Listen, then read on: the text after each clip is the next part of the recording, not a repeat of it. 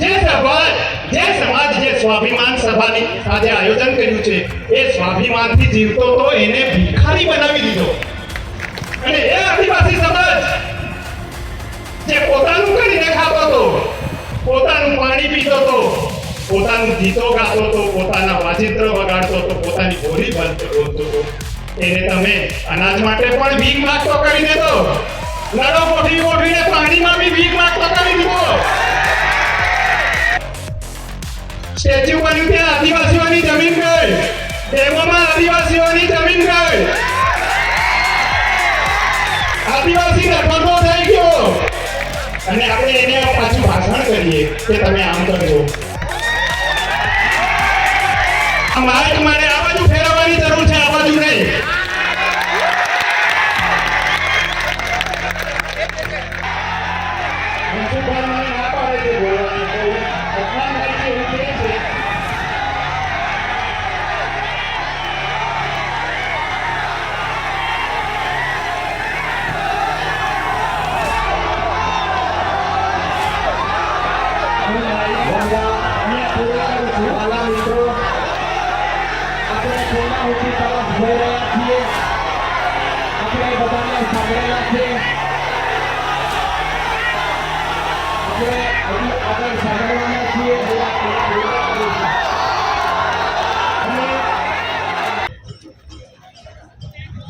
બધાના નામ નહીં લઈ શકું કેમ કે સમય નથી. અહીંયા સ્ટેજ પર વિરાજમાન મહાનુભાવો, ભાઈઓ બહેનો તથા આપ સૌને જય આદિવાસી, જય જોહાર, આપકી જય. હું શરૂઆતથી ત્યાં બેઠો છું, હું પાછળથી નથી આવ્યો. જ્યારથી પ્રોગ્રામ ચાલુ થયો ત્યારથી હું ત્યાં બેઠો છું. મારું નામ પણ 2 વાર બોલાયું એટલે માફી ચાહું છું, સ્ટેજ પર નથી આવી શક્યો. પણ સ્ટેજ પર એટલા બધા હતા, નીચે ઓછા હતા એટલે મેં વિચાર્યું કે જરા નીચે બેસી જોઈએ, કેમ કે સાંભળવા વાળા બી તો જોઈશે. એટલે બધાને સાંભળ્યા છે, દરેકની સ્પીચ સાંભળી છે, બધાએ શિક્ષણની વાત કરી છે. હા, શિક્ષણ જરૂરી છે, કેમ કે હું ડોક્ટર બન્યો છું એ શિક્ષણના આધારે છે.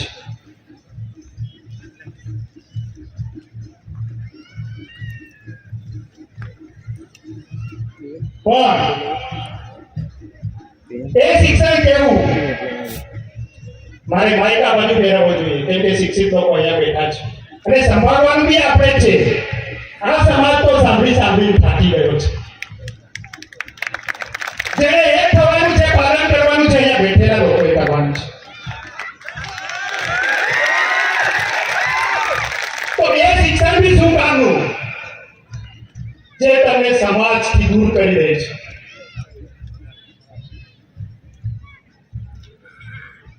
મોટી મોટી વાતો થાય, શિક્ષિત બનો, સંગઠિત અને સંઘર્ષ કરો. શિક્ષિત તો બની ગયા પણ સંઘર્ષ કોણ કરશે? ના મેં નહીં કરું, આ કરશે.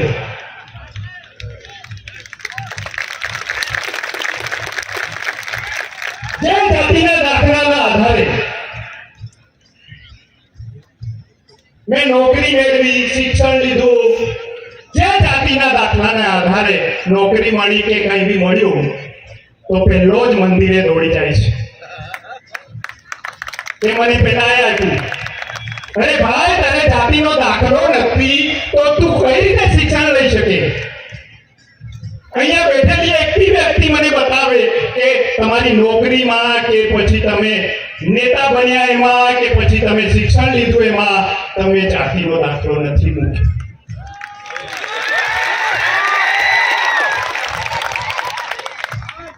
તો તે જાતિનો દાખલો આપવા વાળાને તો યાદ જ નથી કરતા.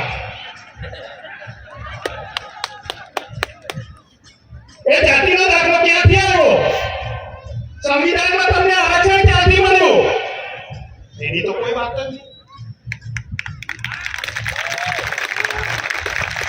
સંવિધાન સભામાં બાબા સાહેબ આંબેડકરે શું લડ્યા?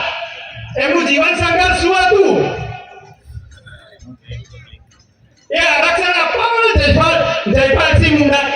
કેવી રીતે લઈ આવે. અને એના માટે બિરસા મુંડા 21 વર્ષની ઉંમરે પોતાની બલિદાની આપે છે. ત્યારે છોટા નાગપુર ટેનન્સી એક્ટ બને છે અને આપણી જમીનો 73AA એને આધારે છે. તો કયા શિક્ષણની વાતો કરો છો? શિક્ષણ લઈને તો આપણે સિટીમાં જતા રહીએ અને 2% લોકો નોકરી મળે, 98% બેઠા છે એનું કોણ વિચારશે? એ શિક્ષણ જે તમને સમાજથી દૂર કરે એ શિક્ષણની વાતો કરો છો.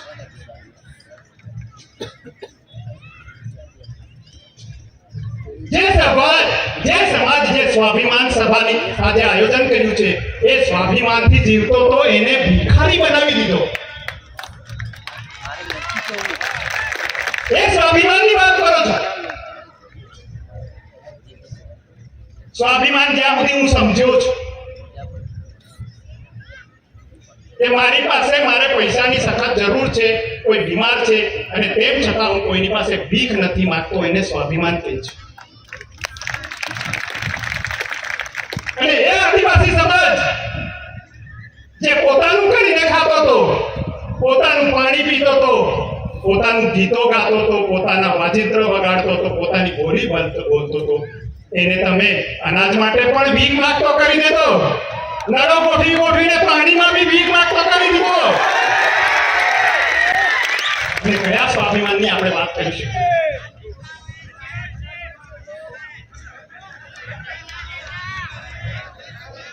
તો સમાજે ફરીથી ચિંતન કરવાની જરૂર છે. બેઠેલા લોકોએ ચિંતન કરવાની જરૂર છે. આ માઇક મારે આ બાજુ ફેરવવાની જરૂર છે, આ બાજુ નહીં.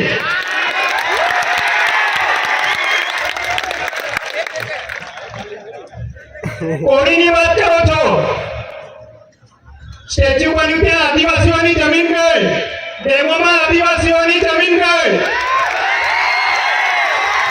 આદિવાસી રખડતો થઈ ગયો અને આપણે એને પાછું ભાષણ કરીએ કે તમે આમ કરજો.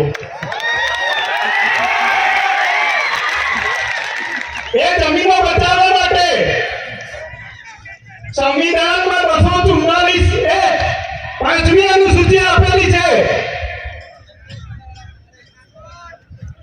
એને બચાવવા માટે રાષ્ટ્રપતિની નીચે રાજ્યપાલ અને ટ્રાઇબલ એડવાઇઝરી કાઉન્સિલની સહમતિ લેવી પડે, પરમિશન લેવી પડે.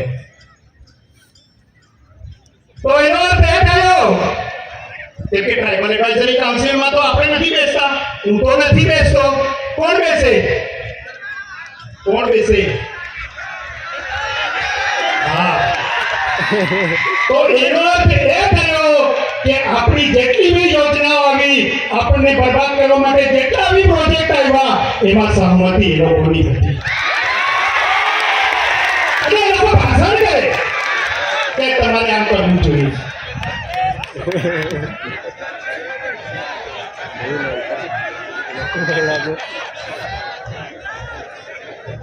તો મારે વધારે ના બોલવું જોઈએ, પણ આજે હું નહીં બોલું. આજે અહીંયા નહીં બોલું તો હું મરી જઈશ, પછી કોઈ બોલવાનું નહીં. એટલે બોલીશ, કદાચ મને અહીંયા રોકવા બી આવ્યો, મારું નામ કેન્સલ કરી દેવામાં આવ્યું હતું. સમાજની વાત કોઈ કરવું ના જોઈએ. તો ભણી ભણીને હું કર્યું, સિટીમાં ગયા, નોકરી મેળવી, ત્યાં જ રહી ગયા, પોતાનું જ કરતા થઈ ગયા. સમાજને પાછળ વાળીને જોયો જ નહીં, મારા કામમાં આવ્યો જ નહીં. હું કેમ કે ત્યાં પીધેલો રહી મારો ભાઈ.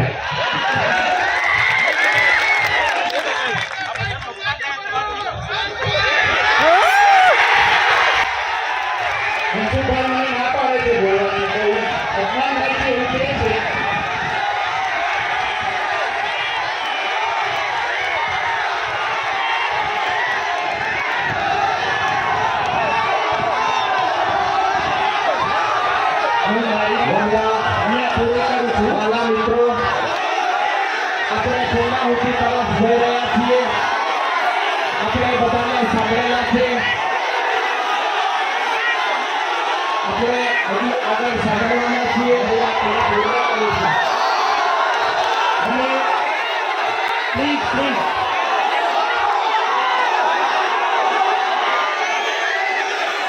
આપણે બેસી જાઓ યાર બેન થોડું. મારી વાત સુનો. બેસી જાઓ, બેસી જાઓ. બેસી જાઓ. બે મિનિટ બેસી જાઓ.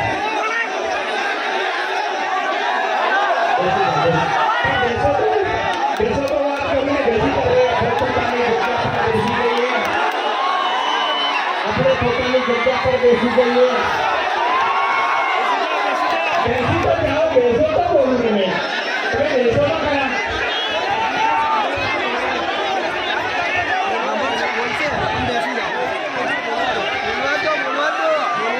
આપ પોતાની જગ્યા પર મહેરબાની કરીને બેસી જાઓ. બેસી જાઓ.